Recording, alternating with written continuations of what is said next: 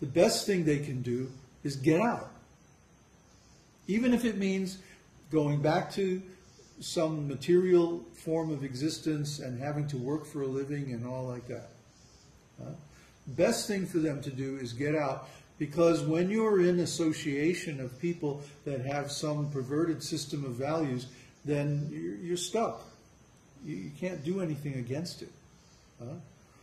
Just like if you're in look at these mortgage companies. If you were in one of these mortgage companies like Lehman Brothers that went bankrupt, and you said, you know, this is really not a good idea to do this kind of mortgage business, and you would be going against the whole management and the directors and the president and everybody. So basically you would lose your job. So the best thing to do would be to get out of the company and go find a company that's doing business the right way. That's your responsibility. If you stay with the company who's doing business in a crooked way, then when the time comes and the result comes and everyone is suffering, yeah, you're getting the result of your previous activities. So if you know something is wrong, the best thing to do is get out. Like there are so many devotees who say, yes, there are problems in ISKCON, but... and the but always has to do with some kind of loyalty or some kind of obligation to Srila Prabhupada or something like that. But the ISKCON society hasn't been under the control of Srila Prabhupada for a long time. Not since the late 60s. So try to understand, the best thing to do is to get out and to go find some alternative. That's what I did. And I searched everywhere and I tried to find some alternative, but all of the organizations were run in the same way. So what did I have to do? I had to start my own. That was literally the only thing left. Unless I wanted to be a part of somebody else's wrongdoing. So basically I was forced to become a spiritual teacher by the fact that all of the other organizations I could find were doing something against the actual teachings of Srila Prabhupada, my guru. And Prabhupada was in the same exact situation himself. When Srila Bhaktisiddhanta left the Gaudiya Math, he left instructions. Do not elect a guru. Wait, and the guru will come by Krishna's arrangement.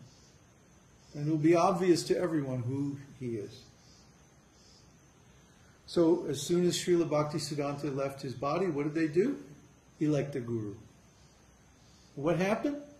He lasted about 1.5 years, and then he was found having sex with somebody's wife. So they got rid of him. And then what happened? They elected another guru.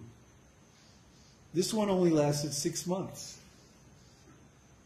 And this time it was boys.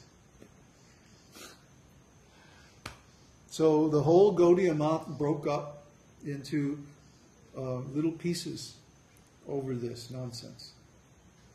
But if they had simply followed Bhaktisiddhanta's instructions in the first place, then it would have been some time, and then Srila Prabhupada would have come out when he was ready to begin his mission, and they could have all cooperated and helped him, and the world would be so much better because of this cooperative preaching. Similarly, Srila Prabhupada gave so many instructions, but because the GBC, his disciples, didn't follow them, then they created so many problems. The whole Gurukula mess and the whole, I mean, just on and on. We could spend the rest of the day just listing the problems that they created. So, to satisfy my conscience, I had to be independent of them. I had to leave, even though there were so many difficulties. So then they turned against me and they blackballed me.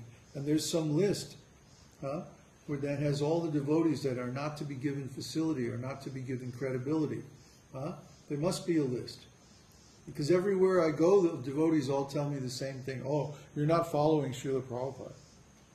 You can't have any position. You can't have any honor in our society. Why? There must be some list. No, there has to be. Because I haven't done anything wrong. But what I've done is that I have made up my own mind. I've used my own intelligence. And they don't like that. They want people to just follow, just because we say so.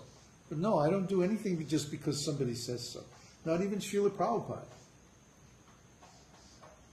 I read his books and then I think about it. And the thing is that Srila Prabhupada happens to be right.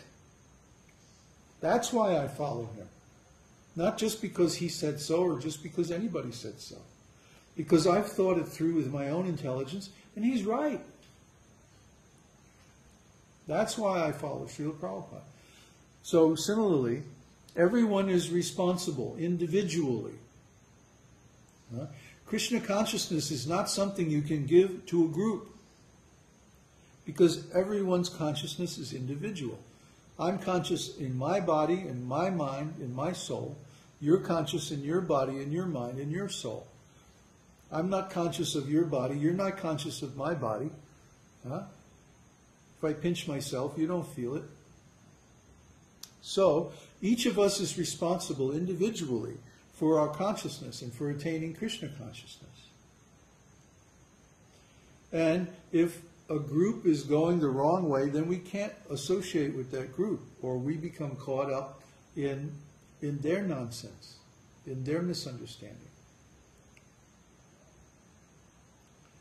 So, like that, we all have to be responsible for ourselves. Don't accept something just because I say so.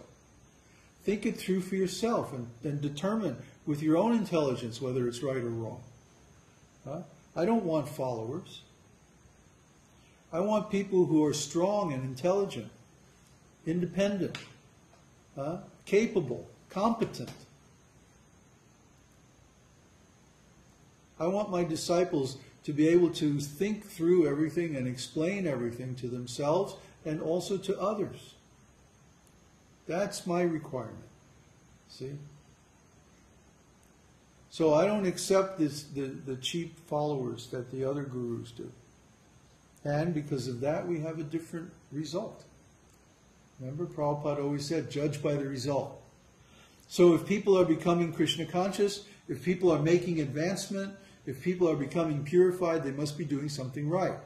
Whether it's not really up to me, it's up to them. I can't control their consciousness. I don't have a remote control where I can turn up your Krishna consciousness. I wish I did. It would make things easier. But you have to make yourself Krishna consciousness. Krishna conscious. Everyone's responsible. But when you take that responsibility, when you accept that responsibility, that's spiritual maturity. Just like to take economic responsibility or moral responsibility for your own life, that's maturity. And when someone is mature, then you can trust them. You can't trust someone who's dependent because they're not in charge of their own decisions. They're not in charge of their own life. So I can't trust my godbrothers who've gone along with the crowd because they're not independent. They're not using their intelligence. See? That's why I'm a cat person. I prefer cats. Why? Because they use their own intelligence. See? I tell her, come here, and she runs away. Then when I'm not looking, she'll run and jump up on my lap. Why? Because she uses her own intelligence. She doesn't accept what we tell her. She thinks about it and does what she wants to do. So this spiritual teaching is like herding cats. You have to give them the intelligence, give them the knowledge, and then turn them loose and trust them to do the right thing. Because, I mean, I don't want to spend the rest of my life giving orders. That sucks. So other devotees, they have a different idea. Oh, it's, follow instructions. Do what I say, not as I do. Do what I say. So we don't agree with that. We don't like that style. We have a different style. If you like what we're doing, then stick around. Okay. More questions? Yeah, more questions. From Carl Clements. Babaji, to be conscious of our own consciousness in japa, why is it necessary to utter the mantra aloud? Is chanting in the mind acceptable? We've discussed this question many times. It keeps coming up. I don't know why. The more